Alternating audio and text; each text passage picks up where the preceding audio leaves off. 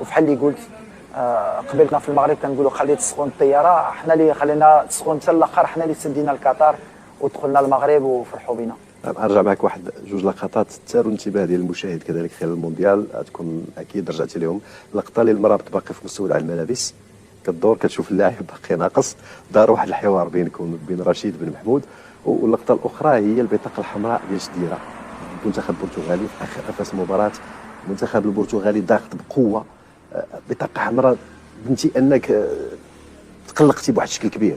هي بالحق ماشي على وليد، ماشي على وليد، غير الخوف باسكو كتحس ملي وصلتي علين دوز وكتخاف من ديك لي بتي ديتاي جوستومون واحد حمراء. وحنا ديما حنا ليكيب ناسيونال كترى شي ديتاي اللي ديما كتكون ماشي لينا، كتجي بحال الريح قدامنا. وفي ديك الحمراء قلنا يمكن دابا غيدور الماتش وغندموا وغنقولوا ديك الحمراء بحال الله ما حيبناش. وهذه ديال سفيان، ايوا اش غنقول لك، كنبقى في فيسيال وانا خايف غير من الاربيت يبدا الماتش ونبداو ب 10 ويماركيو علينا.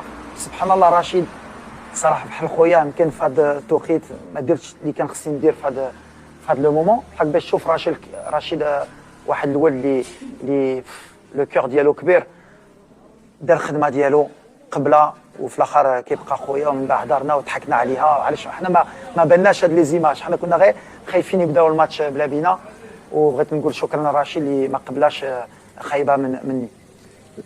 نعم، وشنو اللي وقع بالضبط في هذيك اللقطه؟ عاود لينا شنو الحديث اللي دار والكواليس كذلك داخل هذيك. لا سفيان مشى يمكن كان في الفيستير، يمكن مشى يدير شي حاجه يمكن في لادوش ولا ما نعرف. وحنا دخلنا والاربيت كان غيصفر، وتدخلنا حنا جبرنا 10 وكان غيصفر الاربيت ونبداو ب 10.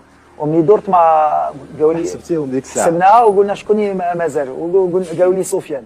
وهنا كنفتش كنغوت وقلت رشيد فين هو؟ قال لي يمكن بزاف. وانا كنقول زرب تجيبو قبل ما يصفر غادي نبداو. علاش كنت خايف نبداو ب 10 ويماركيو علينا ب 10 وترى شي حاجه وانتم من بعد غتذبحوني، غتقول هذه ماشي بروفيسيونيل.